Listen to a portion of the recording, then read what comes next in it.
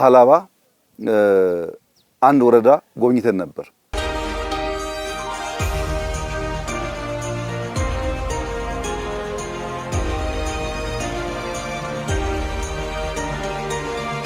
ይህ ወረዳ ከ20 ዓመታት በላይ በሴፍቲኔት ይታገዝ የነበረ ነው።